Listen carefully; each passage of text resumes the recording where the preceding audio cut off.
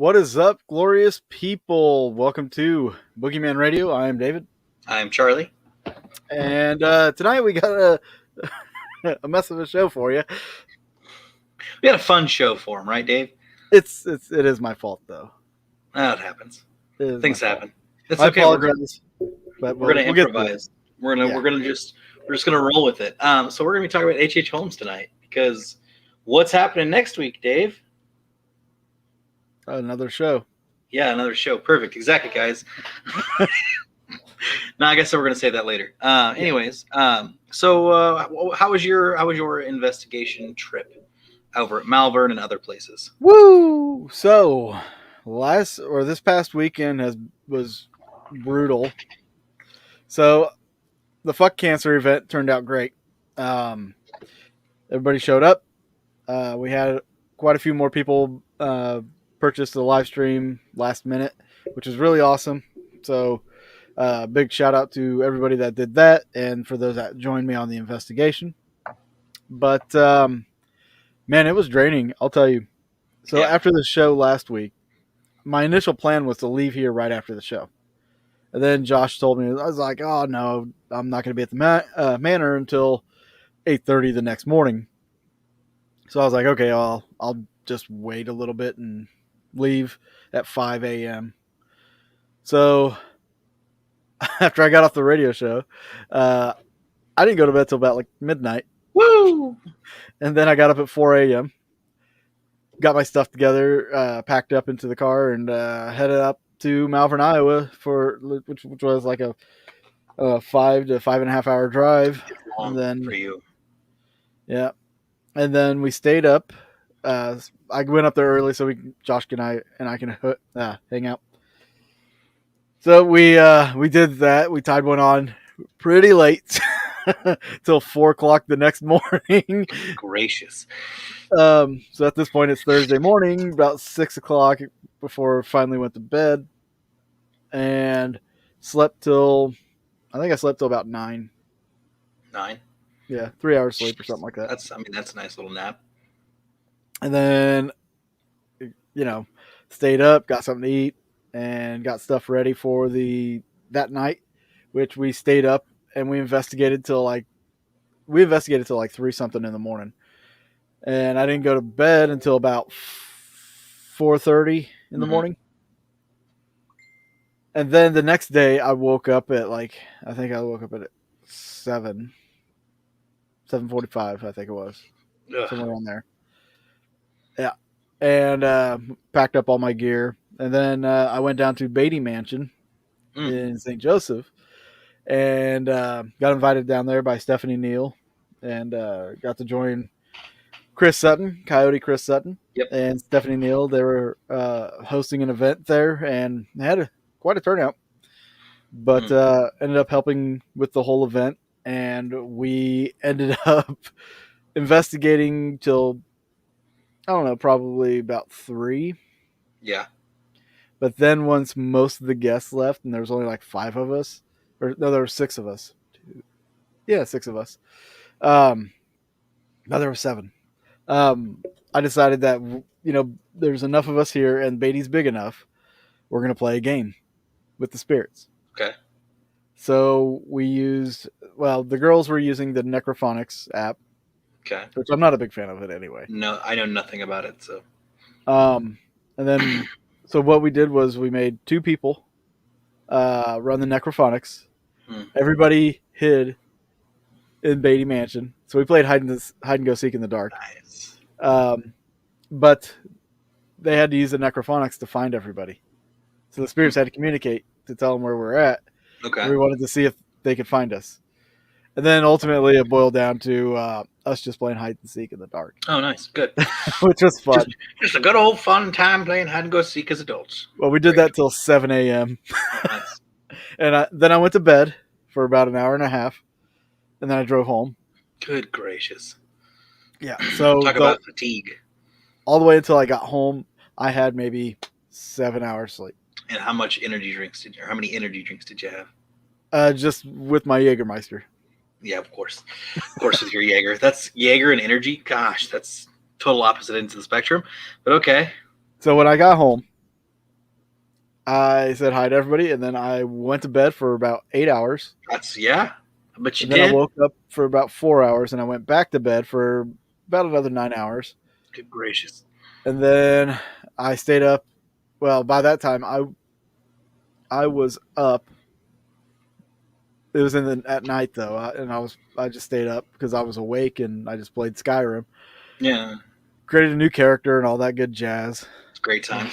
Skyrim, you And can waste so much time. I found a place that I had not been, See, and told you every time you play that game, something new happens. Every and single. the boss whooped Yeah, but it my did. ass. I was like level 15 going up against somebody that was, you know, 4 times higher level than me. Hmm. So I booked it, but at least I know where the place is on the map now, and I can go back there. Yes, honestly, So, getting a notepad and writing all that stuff really helps a lot. so yeah, I did that, and then of course I've been getting some good sleep, but Good. I mean, today was a I really decent know. day. Oh yeah, of course. But I mean, after the paranormal hangover, I'm sure you needed the rest and you Oh needed Lord, time did I? to finally get your stuff done. So, good. I completely get it. Was that the longest like binge that you've done paranormal in 1 week? No. No. So I think it's season 4 of Haunting History. John and I made this long ass road trip. We went from we drove from here up to Malvern, which is 5.5 hours. Yeah. Stayed the night at Malvern.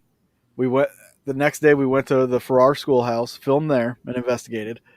And then from there, we went to Edinburgh Manor and filmed there and investigated. So that's 3 days in a row. And then we came back down and stopped at Malvern Manor and Jeez. investigated.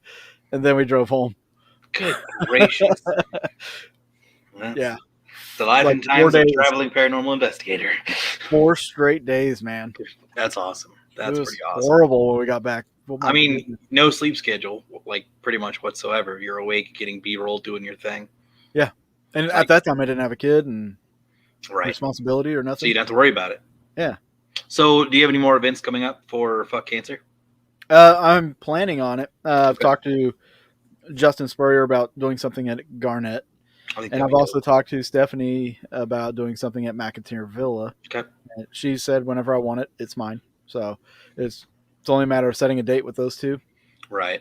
Um, but yeah, things are looking good as far as that front. And the event, man. So some of the stream kind of screwed up. Like it's Iowa, they have internet issues. I Yeah. get it. When Johnny Hauser and Chad Lindbergh were on, the streams were kind of jacked. So Choppy. they ultimately ended up bouncing. Okay. Um, we were just having fun, like commenting on the stream Yeah. while Did the any? investigators investigated. Are you saving any footage of that investigation, or can you talk about if anything happened or anything? Yeah, I could talk about it and everything. All right. Do you want to talk about it, or you want to save it? No, I'll talk about it. It's fine. Okay. The chances of everybody from Haunting History seeing it, what I'm talking about, could be very slim. That's fair. No, actually, it was pretty boring at first. Wasn't until Nick Groff jumped in, Of course. and it's when he kicked up the activity. He got everything started. So, did you I, guys have them like on a computer or a phone, like taking them into specific spots? well, yeah, I had my tablet was running a camera and my Okay. phone was running a camera, and Okay. so I had the people that were there to investigate. I had them using my phone. They were up in Great or Inez's room. Okay. And then I had my tablet camera stationary in Gracie's room, and I put Nick over the Gracie's video, so he Okay. was doing an EVP session through Gracie's room, basically. And for the first time, my EDI, the EMF on my EDI, finally lit up. Wow. So you've never really Never. I've had it for 6 to 8 months now, maybe longer. Okay. But so it definitely wasn't the Wi-Fi signal like doing anything to it. No, Interesting. Okay. this is the first time I've ever seen it light up. It's ever gone off for you. Yeah, and it lit up when Nick asked it to, Oh wow. which was really cool. Yeah. They thought they heard some voices over come over the stream, like saying somebody else. That was what it said supposedly. Okay. But I didn't hear it when I went back over it. Okay. But we seemingly had caught two shadow figures. Oh. One at we had the camera at the by the stairs if you're facing the nursing wing, the nurses area. Yes. Okay. We had the door open so you can see that back wall in the hallway. Well, Yeah. on that back wall you can see like this little shadow walking around back there. Hmm. So we caught that. It's hard to see because like the four screen thing. But Hmm. we were doing the hide and seek thing. This is where I first come up with this. Was there at Malvern. Cassie um, was doing the searching with the necrophonics, Hmm. and believe it or not, it kind of led her to everybody. Nice. Um, but the thing was, like, we never got to see her find anybody because like the stream would screw up and freeze. Oh, But interesting. when she got down to the nurses station, or when she started to head down to the nurses station, the stream froze, and the image that it froze on made it look like there was a shadow figure standing in the doorway. Oh, Like that's you could cool. see like facial Hmm. profile, the bust had boobs, Was and this the doorway that's like that blocks the or not that blocks? separates the Yeah, nursing home wing. Yeah, that's pretty cool. like it froze on there for a good solid minute. Oh, that's pretty cool. All right, well, that's pretty neat. I'm glad you guys got some stuff. Had a Yeah, little fun with it. Had some personal experiences, I'm sure. and Uh I freaked everybody out at the end with experiment. I oh. I flooded the hallway, the Shadow Man hallway, flooded it with fog and Hmm. a laser grid. It was so thick. When somebody got to the end and shined their flashlight back, you could not see the light Oh, at all. that's interesting. At all. Okay. When you look back when you got to the end, you couldn't see anything. You couldn't see anything or hardly around you. It was so thick. And we shut off the lights, just had the laser grid going. So I started putting people in the middle of the hall and just made them stand there for a few minutes. And even I did it. But like Josh lasted maybe just a minute or two. Really? Another lady just a minute or two. A couple of us lasted a little longer. I stood back there, and I could have sworn like there's a section of wall that's like just a long section of wall, Yeah. and I could have sworn that there was a doorway right there. Hmm. Like it was a big black doorway right there. And then at one point, it seemed like I saw like this female standing in that doorway, which was Hmm. really weird because it's all wall. Yeah.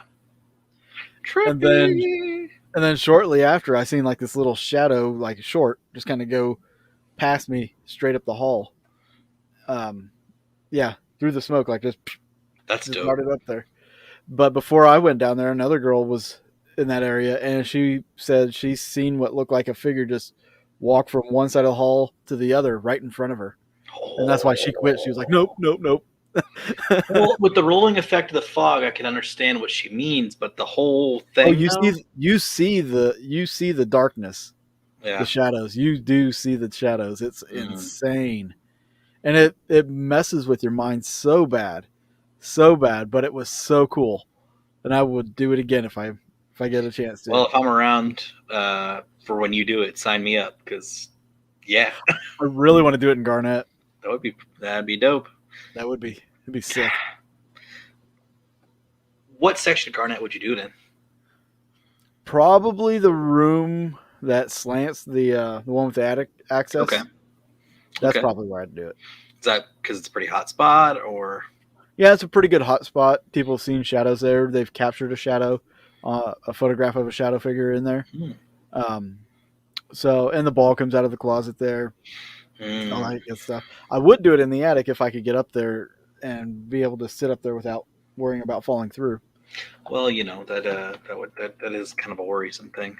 So the floor just kind of Right? People not tend to fun. worry about things like that. I don't want to break a foot or something, and not Yeah, sue the owners of the place. That'd probably yeah. be a good idea. Right. All right, so I guess let's. Anything else you want to add to your ventures this No, week? I was going to ask you how your weekend was. Man, it was good. We've been busy at work. The pool just opened, so Uh-oh. things have been. It's I shouldn't say it's been super busy, just because the weather wasn't the greatest this Memorial Day weekend. It was pretty chilly, and a lot of people went out of town. They went to better, nicer climates because last year they didn't really get Yeah. to do that. So of course everyone's going to be out of town as much as they can this year, which I think is going to be a huge year for spending and just people getting out anyways, especially down in Florida and Texas where things aren't as crazy.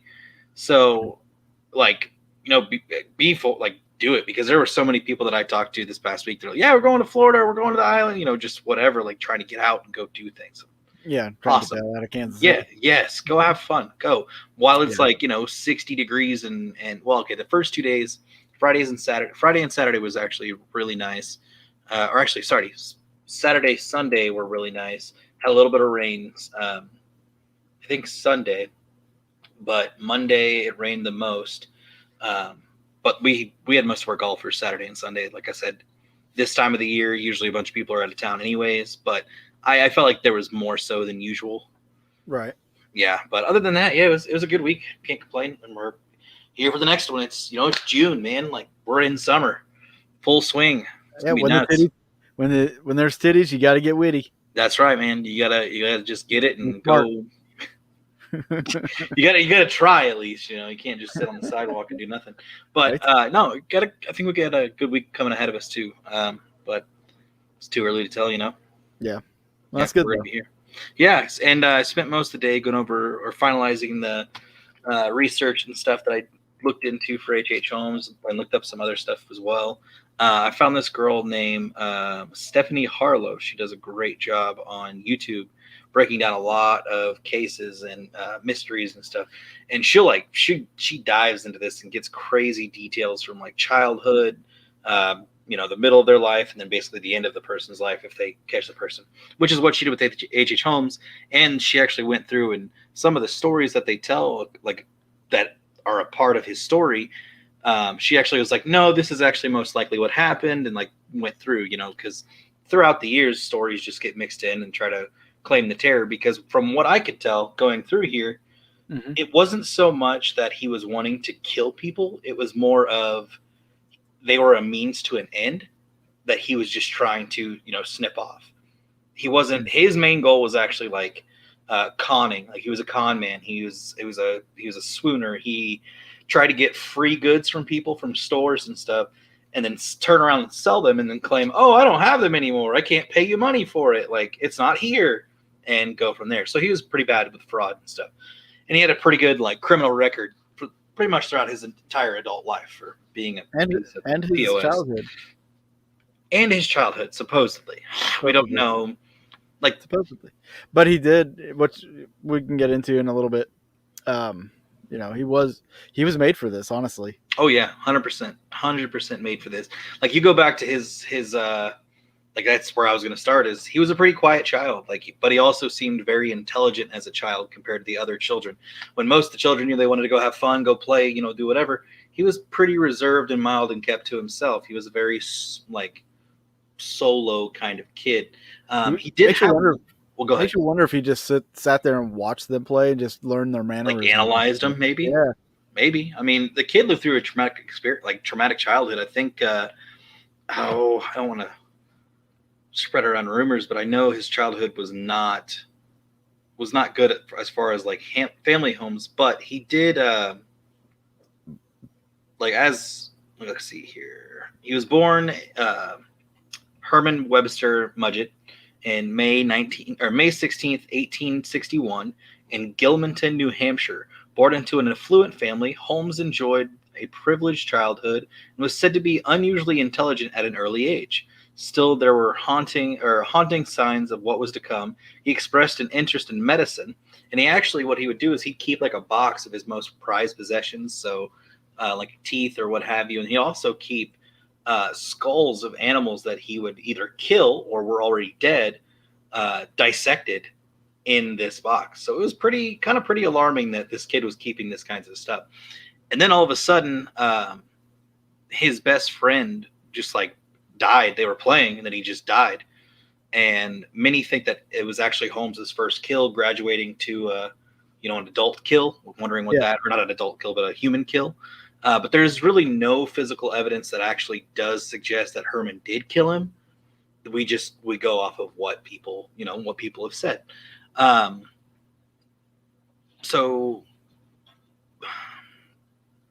Holmes became pretty much a teacher shortly after graduating from school at 16, mind you. He graduated high school at 16, or what would Well, be considered high school at that time. even before then, like this guy was like working with the town doctors Yeah, that's what it or the was saying. Is he veterinarians, would and go. He after he graduated, he then moved to Alton, New Hampshire, where he met his first wife, Clara Loverling, in 1878, July 4th. Herman had a way with the ladies. He had a way with the ladies. He was very dashing. He was very charming, but he was also kind of forward. He was not kind of. He was pretty forward at the same time. But with many accounts that the women that would talk about him after things came out, they would talk about how he was towards them, and he was very convincing, but also very reserved and respectful. Like he'd touch him a little too longer, make unnecessary eye contact for too long. Like he would just make clear advancements, like very clear, but he wasn't super disrespectful about it. If the woman said like, "Oh no," like then no, obviously he had game. yeah, he had game. Exactly. Like I was gonna say, it's stuff opposite, and the women took that as actual interest. That he was really interested in them, and he wanted to be a part of their life. So, like, he was a ladies' man. That's just what he did, and he knew what to do. He knew how to soothe the ladies, where it's much different now. But well, there are some that do like that still. But Joke me right, harder. right. So he would give them proper attention. They loved the flattery, so they just automatically fell for him. Plus, he had a very fancy mustache. He was a dark-haired individual, had great bone structure, so they just went with his charming appeal at that time. Herman was definitely very interested in his first wife, Clara. Clara's father had high status in the city. He was very he was courting her for almost about a year, I would say. So he was pretty dedicated to go after this chick. And I don't know if it was because of personal gain of what her father had, or if he was actually interested in her. Tell her I have a rapist wit. I guess that's something. That'd be horrible. So Clara wrote about him and said he had a very determined mind, but was considerate of others. And then 2 years later, they had their son, Robert, after they got married and such. Herman was getting tired of having the same odd jobs here and there. He grew up a wealthy individual, so he wanted to make and live with real money, right? But he didn't want to ask his parents for it because he wanted to go do something for himself. Right. So he decided he wanted to become a doctor. And so they all moved into his folks' place for about a year so he could apprentice with a Dr. Nahum White. I almost want to say Wright. It's with Dr. Nahum White. He apprenticed with him for about a year. So something that I've always found interesting, back in this time, people weren't dying left and right. You didn't have people signing up for scientists and medical staff to really like, hey, can we use your body for scientific research? Well, no, that didn't happen all the time. People weren't signing up for that, but people were dying all the time. I mean, you got to think. Yes, that's fair, but they weren't dying as fast as what they would hoped when they needed the fresh bodies. So something that was very, very, very common in the medical field was grave robbing. It was actually very well known in some of the prestigious colleges that you go to that you will be part of a grave robbery at least one time in your life of studying there. And it was like it was not a graduation, but it was like, oh yeah, and you're an official medical person. And for people that aren't going to school to be in the medical profession, they would grave rob and sell the cadavers. Absolutely to the schools. Yep, and you would get great money for it. So there was some suggestions that Holmes would also did that actually as a side gig as well. Mm-hmm. That he would sell body parts and stuff to others because body parts were another form of currency almost at that time. Pretty much. So it's pretty interesting because they needed the fresh dead. It wasn't just a cadaver being dead for weeks. It paid for his medical school. It definitely paid for his medical school. Let's see. After apprenticing, he went to the University of Vermont in Burlington. While at school, his landlady was cleaning his room one day and found a body of a dead baby. Herman told her that it was a classwork from school, and he was charming and talked his way out of it. I could believe that. I could believe it too. If he's like, "Oh, I'm going to medical school. It's strictly for science and Just so I work." could learn anatomy. Exactly. So it's like, does that pose the question? Did he kill some kid? Did he dig up some kid? Or did he get it Yeah. just from the school? I'm gonna say he probably. You think so? It was Think he probably a actually killed stillborn. I somebody? bet. Well, maybe I could see that, like a Planned Parenthood situation, Kind of something like that. Yeah. something like that.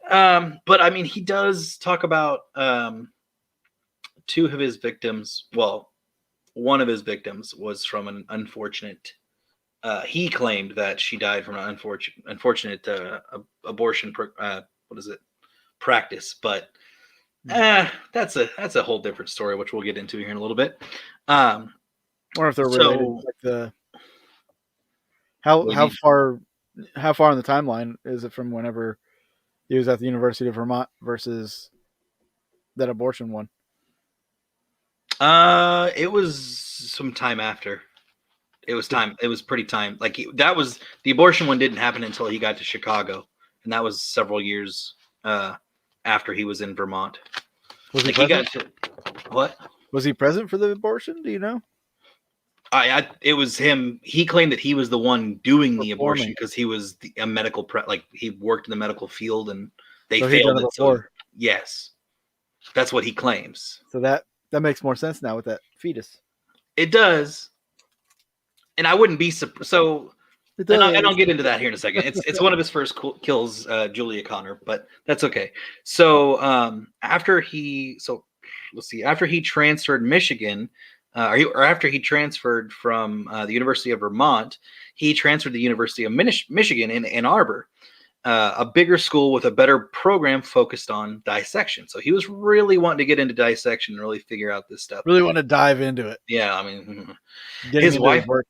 Yeah, literally. His wife and son lived with him in Michigan for about a year. Then they moved in with her parents in New Hampshire. So, two theories that suggest, or two possible suggestions here. Marriage wasn't that great, so Mrs. decided to move in with her parents. Number two, he wanted to focus more on school, so they left to go live with her parents. So either way, it could have been a rocky, Or do you think that relationship. maybe there was something happening, like with him, where maybe she saw a change in him and she maybe felt unsafe? No, because later on, like 20, 30 years after this, when like the newspaper tabloids are running all these stories and stuff about him, she claims that it's like, nope, he was a great person. Nothing ever happened. Nothing was bad. Because, and I'll say this later, but basically 20, 30 years after he and her were married, he comes back out of nowhere and was like, oh yeah, I had amnesia. And I had to have this chick, my current wife, Georgiana, she convinced the doctors to perform this daring surgery to save my life, and it made me lose my entire memory. But now I have it back again, and I'm remembering everything. Con man and a liar, straight to his teeth. All right, so eventually, it was known throughout the school that he was actually a pretty big scoundrel. So he was messing around with a young widow, and she found out that he was married. So she went to the school and told the professors and showed him a bunch of letters that Holmes apparently sent to her, which his name's Mudgett. It's not Holmes. It's still Mudgett at this time. Mudgett had sent to her, and he denied the letters profusely, right? He actually submitted one of his writing works, and the writing actually didn't light up at all. Like the letters. What the heck? I mean, it's Yeah. like, Yeah, he denied it all. Would he get kicked out of school if he was like cheating Yep. on his wife? I mean, that's because back at that time, marriage was crazy sacred. right. And you got to think, if he was messing around with a chick before, I guess not so much for the widow, but if he was caught messing around with another chick that he was already married, then that woman would have been seen as damaged goods back in that day, and no guys would have wanted to do anything with her. Does that make sense? So that, because there was actually a roommate of his that tried telling on him to like a different lady that he was interested in before anything could happen, that he was like told her that he was married, so then nothing happened. Like it just at that Yeah. time that was their thinking. So basically, he was acquitted after after he produced the writing that didn't match the other handwriting. So there's your You, first hint that he's really good at handwriting. I was gonna say you'd have to imagine like being on the course that he's on at this point. Yeah. Like he's learning to work with both hands. He's Yep. ambidextrous. Yep. And So it actually this is something that is very common and follows throughout Holmes's adult life, as far as changing aliases, writing letters from dead family members or from acquaintances that he had or loved ones that he yeah, had to dead family members, convincing them, "Oh, don't come look for me. I'm totally fine. The kids are great." Like he forged letters all the time. yeah. So it's really Even interesting. even documents that went to the city Yeah. apparently he's forged. Yep, So for lands of plot or plots of land, deeds, deeds. Yep. husband's life insurance. Anyways, so Herman graduated from Michigan in 1884, and it was said that when he graduated, he actually went to one of his professors and confessed that the whole thing with the widow was completely true. Like that's a rumor. I don't know if that's 100% true, but how ballsy would that be? Just like, Professor's probably like, once you as yeah, soon I'll as you bang have your him. thing is like, I did everything. Bye, and he leaves. So He could have been like the professor could have been like, yeah, that's fine. I'm banging the secretary anyway. yep, yep. So So in the hey, fall of 1884, he took a position as a teacher and a doctor in Moores Fork, North Carolina, New York, which is actually really close to the Canadian border. The townsfolk said he was odd and couldn't pay his debt, and he never paid rent. He never if he owed people money, he was never able to pay them, and he'd make excuses one after another, to try to do it. And then it was said that a young boy went missing in the town. People said the boy and Herman spent a lot of time together. Not long after Herman disappeared into the night, he left the town and his name behind, then began to use the alias, different aliases. His most popular one, H. Holmes. It's most likely that the little boy was actually his son, because his son did live with him for a very short time in this town. And then all of a sudden, the kid just disappeared. So then that left the town folks thinking that he would actually killed the kid or something mysteriously happened. right, But I think he left the town because of financial instability.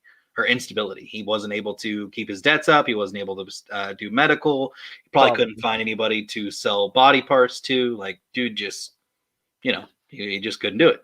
So he left the town. And then he convinced an old friend of his to be a part of an insurance scheme. His name was Robert Lee Koch. They both decided not to go. What? Yes, exactly. That is exactly his name. They both decided to Bob not go Cox? through with the scheme. Yeah, because I guess there was a bunch of big crackdowns on insurance fraud, and that was actually something that Holmes would be later known for doing, was his crazy insurance fraud schemes. Holmes' second wife, Myrta Belknap, knew him and Henry Howard Holmes, or knew him as Henry Howard Holmes. So she didn't know him by his real name, Herman Mudgett. She knew him as H. Holmes. And it suggested that why he went by H. Holmes, because that H, those H's could mean anything. So he could change up his name like that anytime. Yeah. So he met her in Minneapolis in 1886, and they were married, quote unquote, because he was still married to Clara before. Kind of can't really get married when you're still married. So they were married in 1887. He moved to Chicago. She moved to Chicago with him to settle down as a pharmacist after he was able to get his license. So he had to go to a town to actually take a test to get a license. Well, he passed, got the license.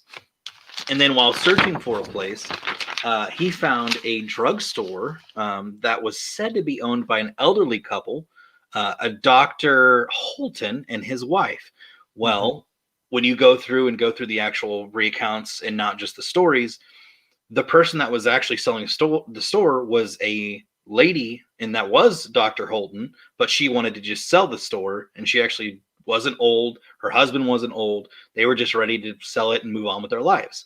Well, that plot where that stood is where the murder castle sat, where he wanted to build the murder castle. So he bought that plot of land, and he bought that plot of land actually legally and fair, and that was the last time that we heard. Well, the Holtons actually did. You're right. Good job being a good citizen there. They know where the graves are for Mr. and Dr. Holton, the people that actually owned that pharmacy beforehand. So no, it wasn't old people that did it, or that had the place, and then they thought, oh, he killed them, and no, and took over the place. yeah, And exactly, the stereotypical what a killer would do. Um, so Holmes's murder castle plot was made in March 1887. So there was already a second floor, and then they wanted to do a third floor as a hotel. Construction began in August of 1887. So then it was announced pretty early, like several years before, because they had pretty good amount of time to prep up.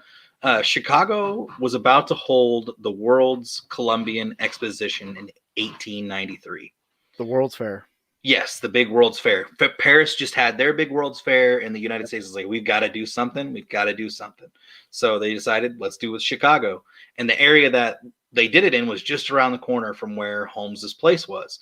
And so he was thinking, oh, this is the perfect place for me to get people in here, strangers that nobody knows, people from all across the globe. People coming from overseas. Yeah, you would be able to. There weren't credit card transactions like there were today. Somebody could just like, hey, I'm staying in this person's place, blah blah blah blah blah blah. Or they wouldn't even know where they're staying. They're just going to show up and try to find a place to stay.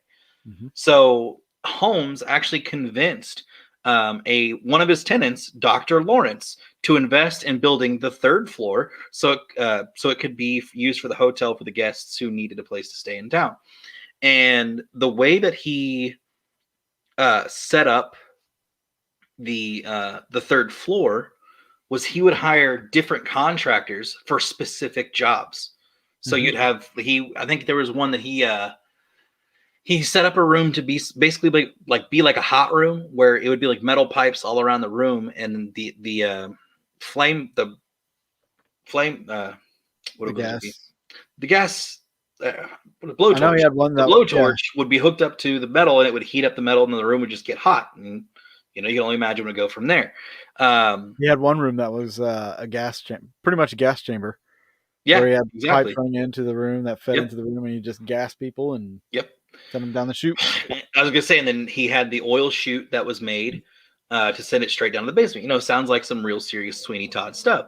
Now, mind you, these are all confessions that he had. Nobody has been able to actually prove this because the building did burn down, which is such a sad thing. Like, oh man, if the building still withstood, that'd be pretty gory, but pretty cool at the same time, because you can go through and see all this stuff. So Holmes later confessed to the killing of Julia and Pearl Connors. Her daughter Pearl was 8 years old. He first told the people that she and her daughter left for California. He wrote letters claiming that Julia was fine, saying everything was okay, not to come look for her.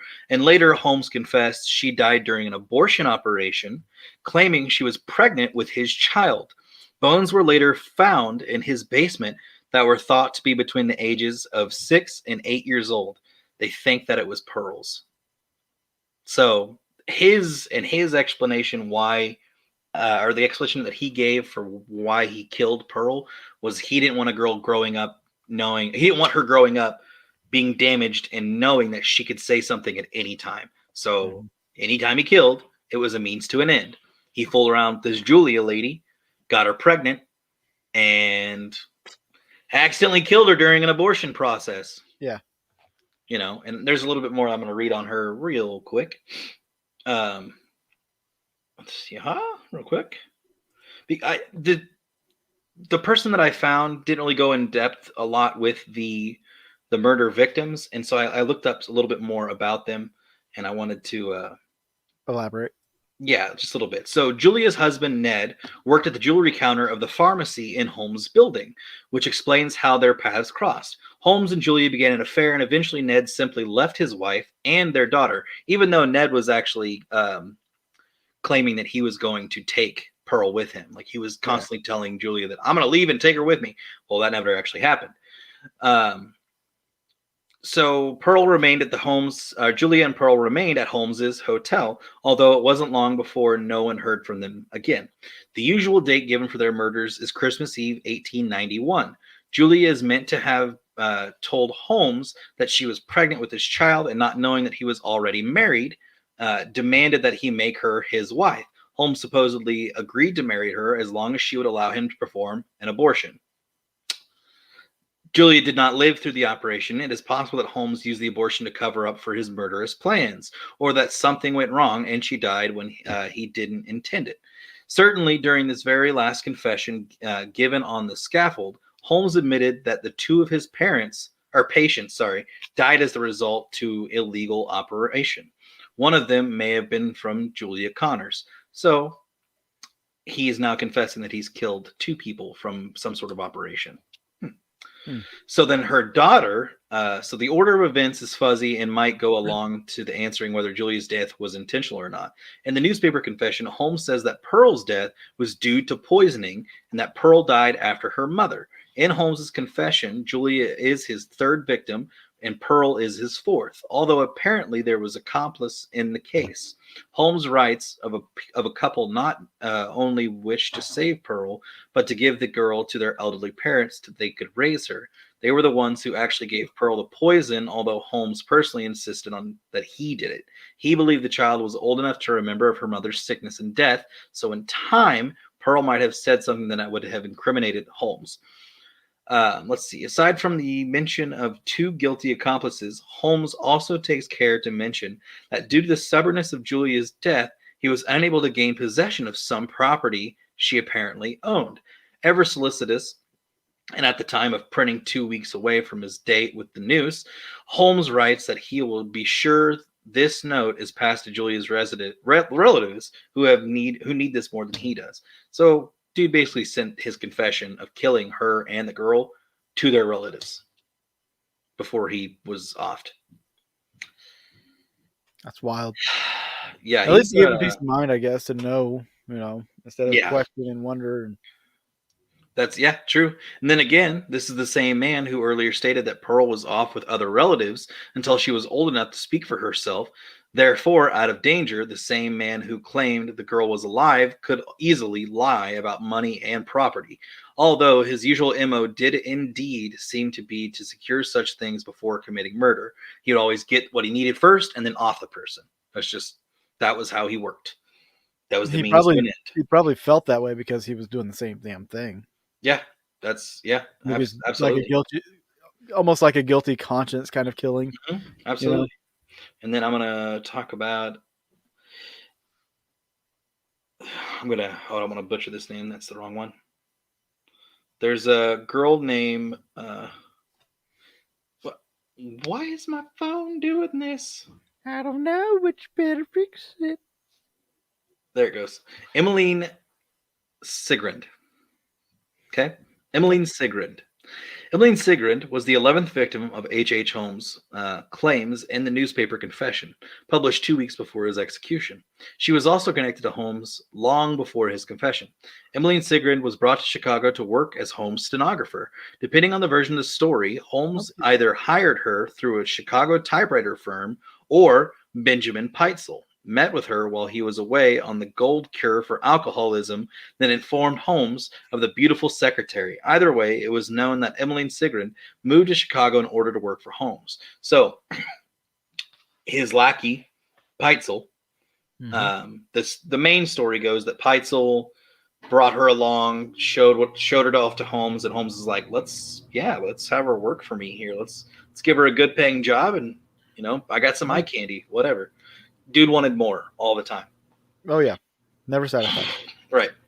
The story Holmes tells in his confession is the same he sold her parents after her disappearance, that she had met a man and was going to leave him for her. The difference is that, in responding to Peter Sigrand in a letter, Holmes argued that Emmeline had indeed married this unnamed man and had then moved away with him suddenly. In a second letter sent a few weeks later, Holmes claims that the new Mrs. Phelps has been located and her unexplained absence satisfactorily clarified. So he wrote a lot of fake letters. Oh yeah. The Sigrands carefully examined the last letter they received from their daughter. One of them said she was going to get married, and the very last one laminated that she had in fact married a bad man and would leave him as soon as possible. Upon closure inspection, this last letter was determined to be a forgery. The truth, at least as Holmes claims it in his confession, center on the large vault he had installed inside the murder castle, because Emmeline had become his mistress as well as his indispensable secretary. He couldn't let her go.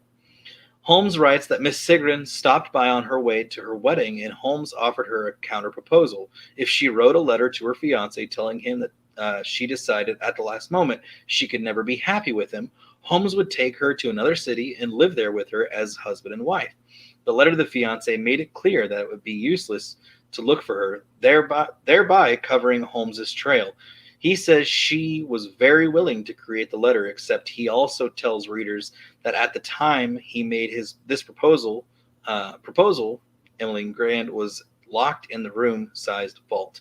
The only way for her to escape it is to agree to write the letter, which she apparently did, before suffering a slow and lingering death.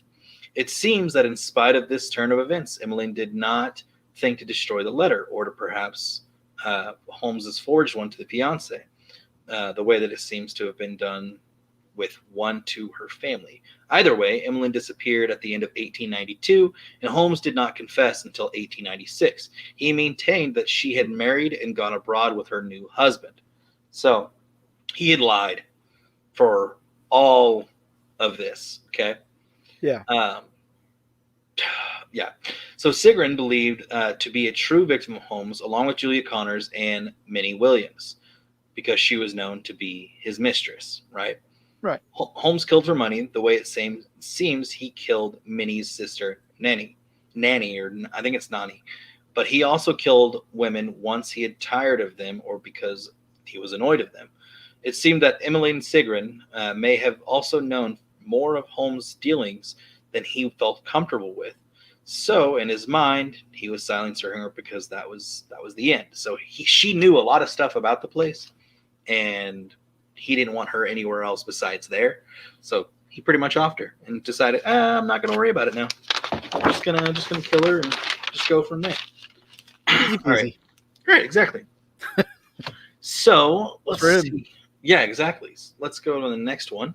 We're going to talk about Minnie and Nani Williams. There are two other victims of H.H. Holmes.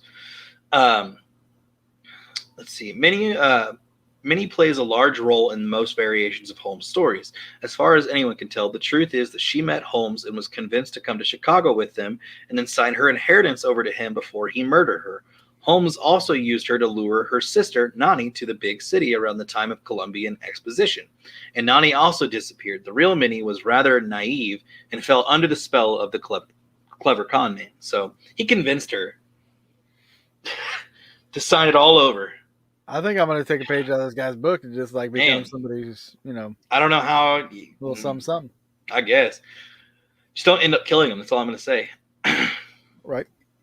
Because that's, Uh-huh. So Holmes, though, tells them multiple different stories about her over like a stretch of period after he's been caught. So for a while, he just kept changing his story and changing his story and changing his story after he got caught.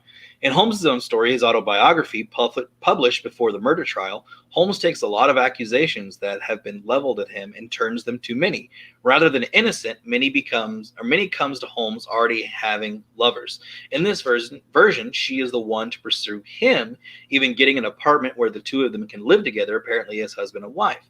This was, according to Holmes, all Minnie's idea. When Nani came to visit, she stayed in the guest bedroom of this apartment. Minnie had to be away for one night and asked for her husband to keep Nani company. Nani, however, insisted that she was fine, so Holmes spent the night elsewhere. When he returned the next day, it was to find that Minnie already there, standing over Nani's dead body. She had come home, seen that the only bed slept in was Nani's, and assumed her husband had spent the night there as well. According to Holmes, Minnie killed her sister with a single hot-blooded blow. Now, many people that the detectives asked questions about people and victims and stuff, right? They didn't see that in Minnie's personality. Right.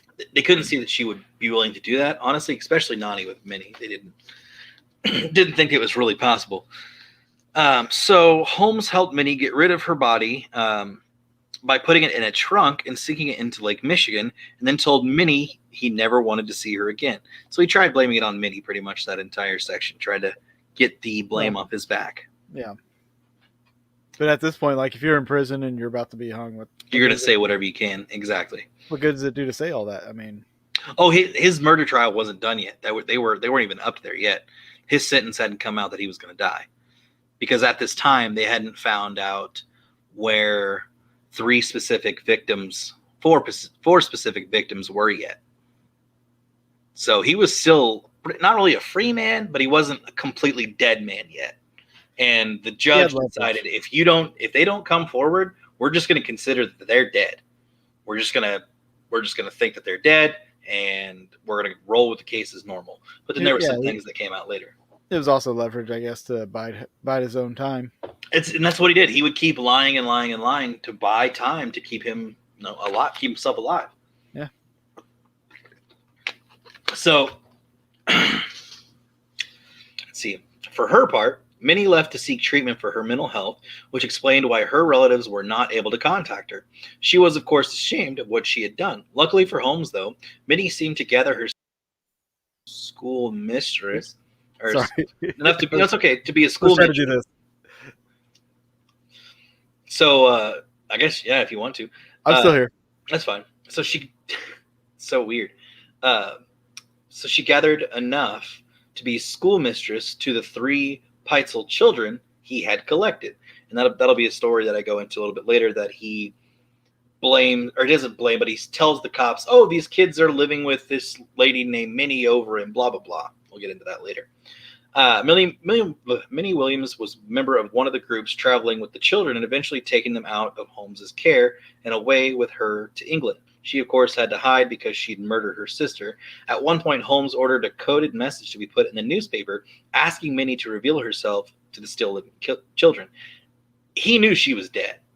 So he's making up all this stuff, and they even was like, hey, let's put an ad in the paper and see if she'll come forward with the kids, even though she's completely dead. But he's a psycho.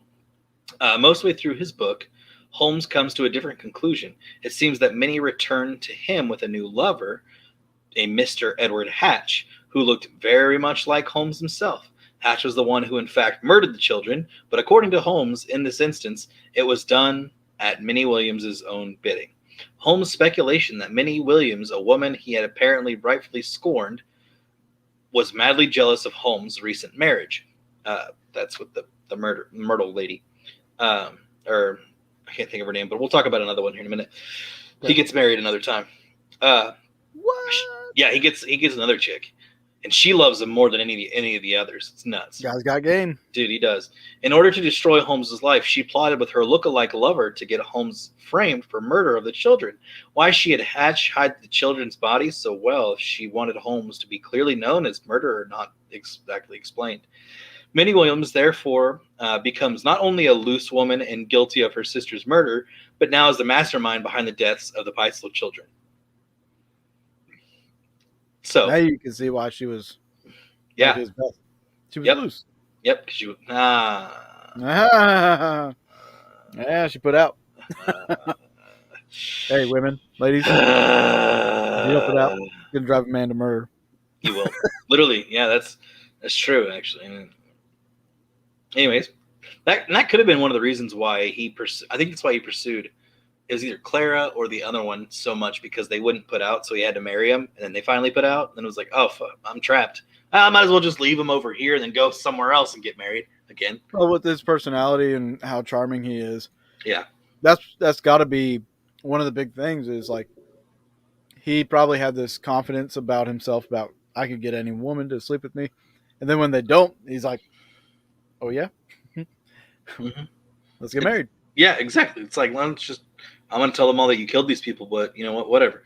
So that's pretty much like, that's what happened with them. And that he confessed that it was pretty much all a lie, and eventually, talked about all that.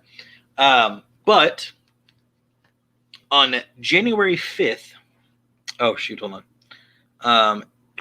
Let's let's see. Many closets. Oh yeah, and I forgot to mention too that a lot of the closets in the murder castle had two-way closet doors, so you could go like obviously you wouldn't know that the closets had doors, but the back of the closets would open and you could literally listen in to whatever people were talking about in that room. So it'd be a perfect way to get a body out without going through the door. Trapdoors, Just saying. basically hidden doors. Exactly. I would So like to see the schematics and stuff like that for the murder castle. Honestly, it's just to out see there. what all the. Look it up real I'm quick. sure, yeah, I could look it up and see if it's on there. While I'm talking, look it up real quick. Yeah, yeah. So on January 5th, 1893, the sheriff's office in Chicago served Holmes with a writ in regards of a lawsuit filed by Toby Furniture Company. 6 days later, they returned to pick up the furniture that he never paid for. Holmes's goal was to get the goods to run the hotel and then to sell the goods and claim that they weren't there. Murder was just a means to an end, and it wasn't his ultimate goal. So obviously, he would take the furniture from these companies and try to sell them to keep the hotel open, not just from which actually the hotel wasn't really a thing. Like, yeah, he talked about that's what he wanted to do to build this thing, but they wouldn't really get the money for it. So he had to seek other means of getting it. And that's where the whole grave robbery thing came into play, where he was selling body parts and trying to help further along his career in this crazy madness. Yep. So eventually, this same company kept pushing and kept pushing and kept pushing when they actually found, what was it? Let me see here. Okay, yeah. So they actually found a bunch of the furniture in the place before he could burn the place. So before he had decided to burn this place down and collect the insurance money, these places that he got all these goods from actually showed up and was like, hey, we're here to collect. We have a writ from the police department. We have whatever, like we need to get our stuff. Well, I guess somebody had tipped someone off saying that there's a secret room up here. There's a room over here. And when they would open those rooms, furniture that was bought from these stores to be sold later were being stored there and kept there. So the companies were it's a mass free for all on this guy's business of people serving him and trying to get him to pay stuff. Well, when the building catches on fire, you don't have to worry about any of that anymore. So on August 13th, 1893, the fire started. Holmes did it to collect the insurance policy, and he removed all his items of value from the third floor a day before the fire. Holmes was out of town and with a family. So he wasn't there when it happened, but it was said Or by one of the... plausible deniability. Yes, And then he could exactly. have his henchmen do it. Exactly. His new secretary who replaced Emmeline was there. I can't remember the gentleman's name. And there were eyewitness reports of burning, I think, tar on the top floor coming through one of the closets and just burning down into the closet. And that's how the building set fire and wasn't the best building ever. So the building burnt down to the ground, and we'll not get the answers that we hoped we'd get. I found an image. Let's do overlay. Yeah. So I found an image that has like the schematics of it. I mean, there's a lot of them out there, but like I can't blow them up and zoom in and zoom out on StreamYard here. So I got one that kind of shows a somewhat zoomed in on one area. I'm gonna upload that here, and then we'll take a look at it. Yeah. All right. So in January. Oh, there we go. There we go. Yeah. So this is like there's a hanging secret chamber to this building. This is just the second floor. Next to the bathroom, he's got this trap door from the third floor. Yeah, which that's the thing. The second floor was mainly supposed to be the long-term residence area, and the third floor was the murder part. And he's got all these secret things going on throughout the building, but like, I mean, this just kind of gives you an idea of how big the building actually was, and also like just the amount of thought that he put into this. Like, there's one room, this one, the maze, was put there to kind of disorient somebody that if they go in there. He's got an asphyxiation chamber. Yep, gas. It's freaking Maybe nuts. it's like one of those gay beat up clubs where they beat each other with stuff and choke them out. Yeah. Well, So Georgiana Yoke was it is was third Holmes's third wife. Holmes left Myrtle and his daughters in Chicago, or and his daughter in Chicago, and he ran off with Georgiana to Denver, Colorado, to collect the insurance payments of Minnie's brother, who died in an accident on her. He collected them on her behalf. So basically, he had a handwritten note saying, "Hey, I'm Minnie, blah blah blah, and I send this guy to collect the insurance money from my brother's death. mm-hmm. Give him the money, and then we'll split it out." Well, obviously, he didn't give the money to anybody because they're both dead. Yeah. So that's just what happens. Holmes and his new wife went to Fort Worth, Texas.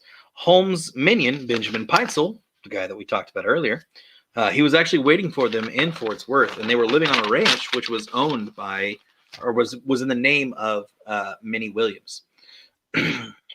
At this moment, there was a $10,000 life insurance policy taken out on Peitzel.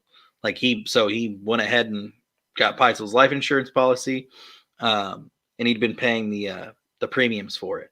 Holmes been paying the premiums since 1893. They were going to fake his death and split the money. That was Holmes's biggest insurance fraud deal. Yeah.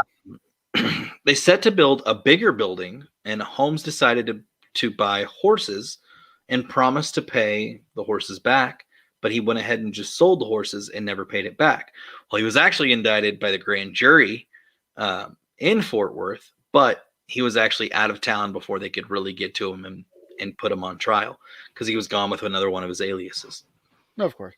Right. And then he moved to St. Louis under the name H.M. Howard. He purchased a drugstore. He was up to his old tricks, of course, purchasing goods on credit and never paying it back. While Peitzel was out of town, Holmes informed Peitzel's wife, Carrie, and told her of their plan and that she was to be a part of it. And if she went along with it, she would also receive a cut. The mortgage on the store was due. Peitzel used an alias to get a second mortgage on the store. They packed up everything that wasn't nailed down and was ready to leave, but a lender showed up the next day to collect a debt. He noticed everything was locked up and notified the police. They arrested Holmes the same day and was sent to prison because of fraud. So he didn't spend a lot of time, but it was a very small amount of time for the furniture that he had stolen. And they found out that the where all the furniture was, they found it all, like the stuff that wasn't sold. They found it all and got it all back, which was good. So for time restraints, let's kind of fast forward a little bit to how we got caught. How I got caught.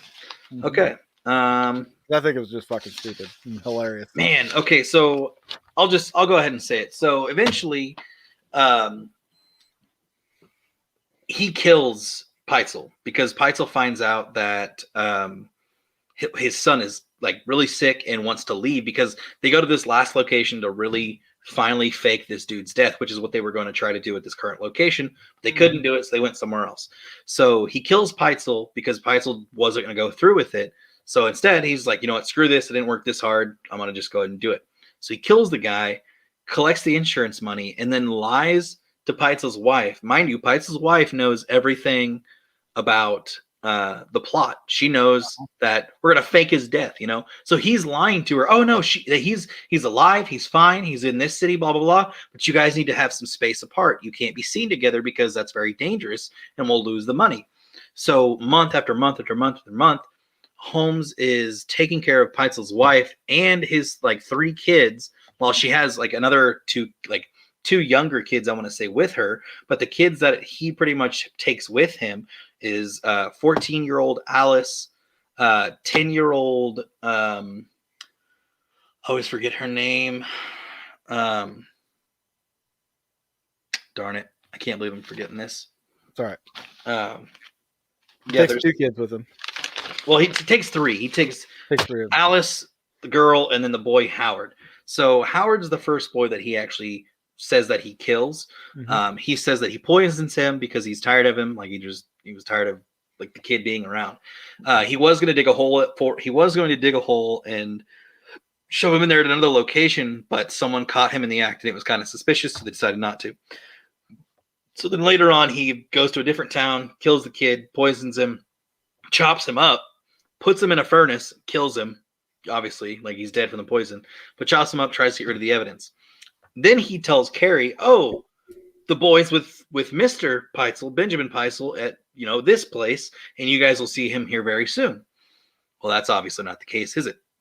So then he decides, all right, now I got to take out the girls because they're also a means to an end. So it was said that he confessed, saying that he took one of Mrs. Peitzel's like big like trunks, like clothing trunks, and put the girls in there with a hole in the top and fed a tube through there that was connected to the gas line. Well, at the location they were at actually didn't have a gas line. So it was determined that he most likely actually poisoned them and then full on just buried them. He didn't burn their bodies. He didn't do nothing. He was a little short on time, so he was a little sloppy. So he killed them, what have you. So then he told Mrs. Peitzel, "Oh, the kids are now living with Mr. Peitzel over in this place, and we need to have you go to this area." So more months and months of her not being able to see her husband definitely started to make her go a little more suspicious. Well, by this time, the Pinkertons, I don't know if you know what they are, they definitely caught wind of Holmes's dealings in Chicago and started hunting him down because of like other investigators. Well, before the major, because he got all this money from Peitzel's death, so he was able to hop around different cities around the U.S. Yeah. And while continuously lying to relatives and saying that all these people were okay and never they were not okay. It'd be a never-ending job at some point. It was that's the thing is it was just never ending.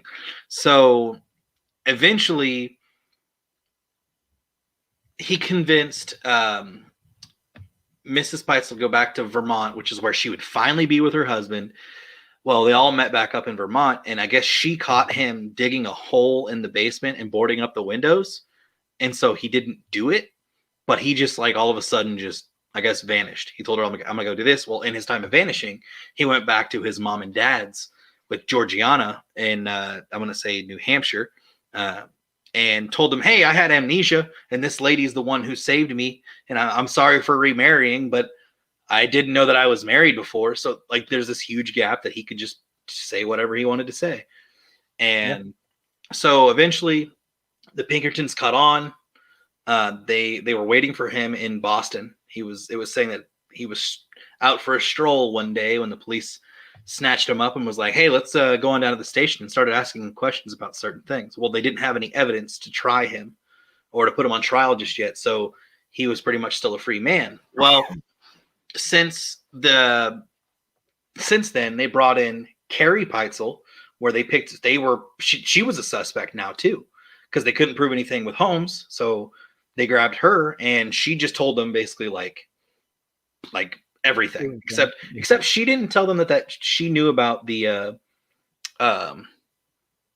that she didn't know about the scheme and everything. And Holmes actually left it out that she didn't know anything. But then eventually she did obviously say what had happened. So then the Pinkertons hired other investigators to go around and start looking and questioning other cities that Holmes had been to. And they finally found a lead. The guy by his name was like Detective Geyer. He was able to hunt down the place where Holmes and the two girls, Alice and the other girl, were staying. And the current homeowners said they would never go down to the basement because of a horrid stench, that it smelled horrible down in the basement. They never thought anything of it. So what happened? They dug it up. They found the girls' bodies. And Mrs. Peitzel came in. She was there to examine the bodies, make sure everything was in order, make sure, that it was actually them. Sure enough, it was them. And by this time, she was fully convinced that Holmes had done something to her family and that she was completely worried, and she knew they were most likely gone. So he just, he's pretty much a monster. And then they found, obviously, Howard, which was the son, the smallest boy. I think he was like 8 years old. They found parts of, they found clothes and they found bones in this house that he did it in. And they were singed clothes from inside the furnace, and then there was clothes that were hidden underneath the sink. So that was enough. Holmes kept changing his story.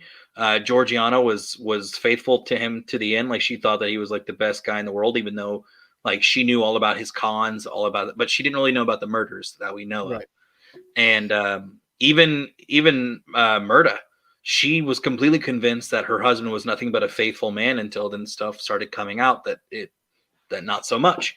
So yeah, it was pretty crazy. And then they had the evidence, and he was told that he was going to be hanged. And the day on his hanging, he just woke up, had a smile on his face, and carried on like a conversation with the guard, and had a nice big meal. And I guess walking out to the gallows, he's the executioner had a tough time with, I think, the knot, and he's like, it's okay, take your time. Like, I'm not in a hurry. Like just something along that lines, and Well, did it. But yeah, it's yeah, very interesting, very weird story.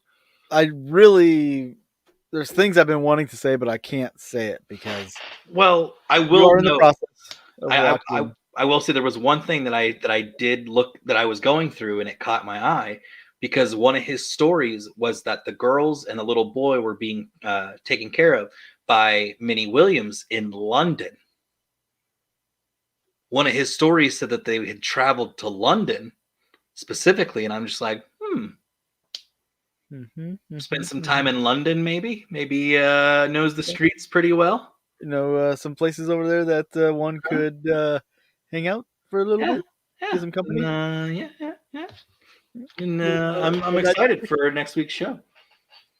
so right now you are in the process of watching The American Ripper, Yes, I'm on episode 5. and you need to finish those because there's so much I Oh, wanted I'm to I'm say. going to finish this week, like There's so 100%. much I wanted to say because next week, guys, our guest is this man right here. That is Mr. Jeff Mudgett, the great great grandson of H. Holmes Yeah, or Herman Mudgett. And Jeff is the author of the book Bloodstains.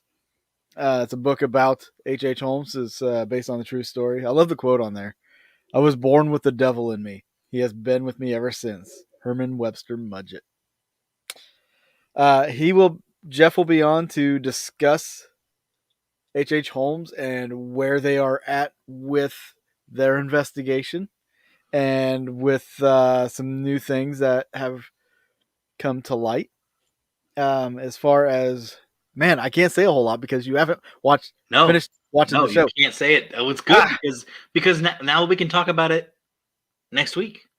well, yeah, we're gonna talk about it. Jeff is a cool guy. He's got a lot of information, and as Charles is about to see, he found a lot of stuff.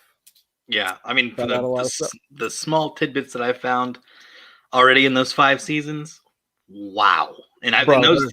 I've explained several of them to like a bunch of people, and they're just like, "Whoa, that Bro, no, makes a lot of sense." there is a smoking gun coming, Oh, a big one, which I think definitely makes him Jack the Ripper.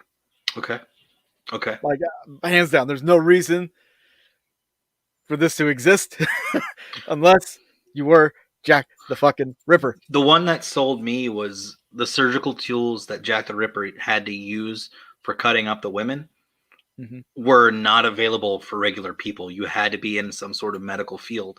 And who's to say he didn't go over there to learn something medically and then just left? You know what I mean? Out of nowhere. Mm-hmm. But anyways, we'll talk about that next week. It's very, very, very intriguing stuff, guys. If you haven't watched it, do yourself a favor. What are you watching it on? I'm watching on Amazon Prime. Okay, go on Amazon Prime and If you have watch it. it. Yeah. I don't know where else you can find it, but I know it's done by History Channel, and Yeah. it's good. I'm really digging it. I've always had not a fascination, but I've this story, H. Holmes, has always stood out to me, and Jack the Ripper has always stood out to me. So it's kind of interesting that they could possibly be linked. Yeah, there may be some imagery that I'll use when Jeff's on. That Yeah, well, that'll be sensitive. Yeah, pretty damn sensitive. Yeah, I remember seeing some of the images in the documentary already, and I'm just like, "Whoa, hello, Yeah. open cadavers." Especially with the Jack the Ripper one, the last kill victim. Yeah, where they're just laid out on the bed. It's like flayed out. Like, yep, yeah. just. Yeah, oh yeah. Um, Yeah, brah. when We'll you have to do throw finish that, sensitivity. when you do finish that, I want to talk to you immediately. Okay. Finish up way before the show. Okay. I can do that. Easy. And as soon as you're done, we'll talk about it because Okay. Jeff was pushing for a second season on that thing. Oh, was he really? Uh huh. Ooh. That means he has found more evidence, and I can't wait to hear about it. If he's willing to talk about it, of course. Well, he's had more evidence that didn't air. I was In, okay. That was going to be a question I was going to ask him if there was anything that he could talk about that didn't make the show, or if there's because anything the U.S. history or the History Channel didn't want to put on the show. because last time I talked to him, like he was working towards a documentary, but there was the ending was the History Channel kind of spun their own ending. That's kind of what I was thinking was going to happen, but you know, So, and he wanted to clarify that when it happened. That was one of okay, the things he came on the show to do was clarify that. Um, but yeah, if there's gonna be a second season, there's got to be more. yeah, absolutely. You don't want to just waste everybody's time doing the same stuff over and over again. Like, I guarantee there's more stuff that he's found. He just hasn't been able to talk to it. Hasn't had that platform. Yeah, But and shoot, maybe we'll go on a little bit early before Jeff jumps on. We can talk talk about some live stuff. with, I think with that'd be everybody. good. Yeah, we could talk live with the case and go from there. I've already told a couple friends of mine about what's happening, and who she dives deep into serial killer stuff, and she's excited for the show too. So She's really excited pumped. for Mr. Mudgett. Yes, Yeah. like she's not gonna go out and tell everybody, oh, it's this person, No, but I no, think no, everybody knows now, so I'm not no. worried That's about it. fine. Everybody knows. But was she like, how the hell did you get him? Yeah, she didn't even know that he was a thing. Didn't even Yeah. know that he existed. I'm like, Didn't know awesome. about the show. Did you tell her Yeah, about the show? yeah, I did. Yeah, I Yeah. told her I was like, I'm watching American Ripper. I highly recommend you check it out. And I was like, did they link up the two people? And then I told her the evidence that I had seen from what they had brought forward in the show, and she's like, oh my, like yeah, that's All right. aliases, like medical practices, letters being what is it? Letters being brought or investigated by linguists, people Mhm. matching up like whether that was English talk back then or if it was American, which they said that it was American.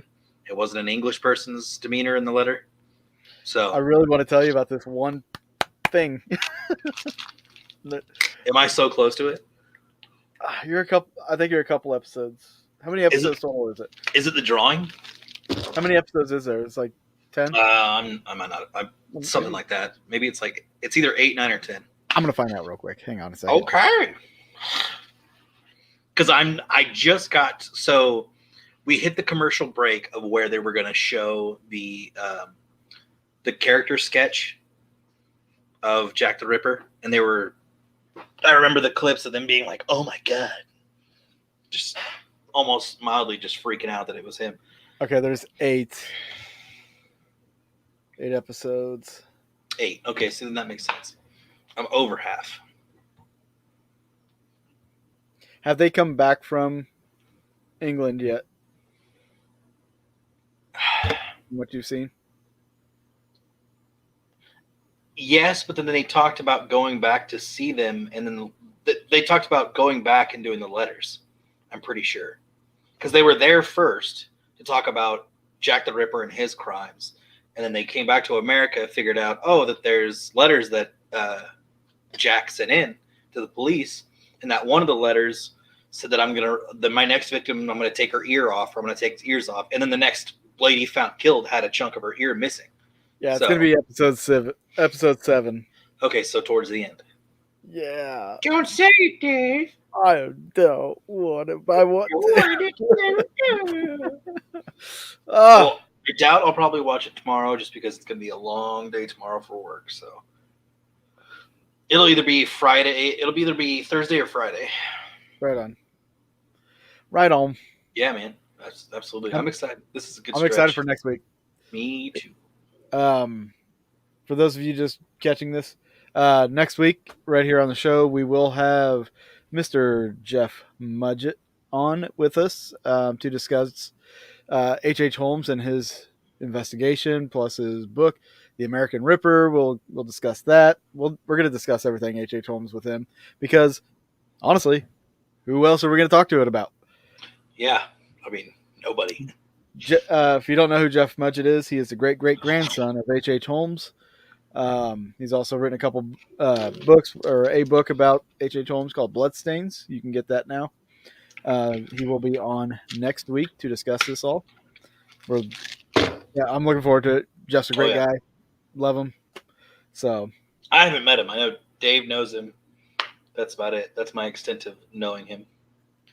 also, guys, real quick before we go, we are still raising money for Susan Long. I posted in the comments a link to a GoFundMe page where you can go there, donate, help them out with the brain farting here. I'm so tired. Help them out with the bills from fighting cancer. Susan was diagnosed with stage 4 cancer, and we're doing a lot to try to help her with that. So if you go to GoFundMe.com/F/F cancer 2021, you will find the GoFundMe, and we're actually it's picking up pretty good. So Awesome. we didn't set the bar too high. I think we set it at 1,000 was our Good. goal. We're about a third way there, yep, and over in just a week. So, Nice. Guys, Keep going. Keep sharing. Please share it as absolutely. much as you can. And look for more events coming up. We'll be discussing Yeah. them as they come. And you got anything going on? Oh, yourself? are you asking if I do? Yeah. No, I don't have anything going on, but I do want to mention one thing. Yeah. So today was the deadline for the 180-day countdown to UFO disclosure that was in one of like Trump's executive orders or something. Well, they actually did a delay, so now that's going to be delayed a little bit longer until I think someone else's report comes out for something. For someone else's report that has nothing to do with UFOs has to come out first for that to come out. So we're still hanging on to disclosure, of course. A lot of people were hoping we were going to get a lot more answers, but hey, I'm just saying, just about every week now, there's new footage, there's new admittance, like from military to from government. Like there are people running out of black talking. markers. Yes, there are people talking about. Yeah, definitely. There are people talking about UFOs and what is it? Unidentified aerial phenomena now compared to right. Same so, right, just the government's fancy way of saying it. But I'm just saying, the conspiracy theorists were never wrong. It may not be aliens. It may be aliens. We don't know that. But do UFOs exist? Absolutely. Hey, these conspiracy people, they were seeing things in the sky. They were telling you they were seeing stuff in the sky, and you all made fun of them. Yep. Now who's laughing, bitches? Yep. They're the ones that are pushing limits. They're the ones that are asking questions. You gotta ask questions on a daily basis, guys. You have to ask questions. Yep. Don't accept the norm. Don't accept the everyday garbage. You gotta ask questions. And we'll see where it goes. I mean, yeah, I'm hoping it goes somewhere. If it doesn't, then it's just like another dead end program. But I mean, they're admitting that these vehicles, we have no way to keep up with them. Yeah, and they're admitting that they're seeing them too. So yeah, that's what I'm saying. They're admitting that they can't keep up with them and they see them. Yep. Like there was a ship, I think the USS Omaha, that got surrounded by several UFOs this past week, and a bunch of people were talking about it. So, it's here's the other thing. People thought that this whole disclosure thing was going to be, or not just the disclosure, but the like they were going to use holograms to create like a fake Project Blue Beam. Could this not be part of that? Like just the beginning of it? It could actually, could honestly be. I mean, if Elon Musk can send satellites up into space now and like huge links across the sky, who's to say they can't use other tech to project things? Yeah, they've been doing it for a long time. I guarantee they've been doing holograms. Have you seen the hologram of Michael Jackson and the hologram of Tupac Shakur on stage? Yeah, and that's like that technology exists, guys. 15 years ago. Yeah, that I've seen those. That's insane, right? That technology is alive and well. Just imagine what they can do with digital remastering. They can take video and completely alter it. You have to ask questions. Yep. Anyway, guys, we appreciate you hanging out with us. Yes, thank you so much. And we'll see you next week with our guest, Jeff Mudgett. Good night, Y'all have a everybody. great evening.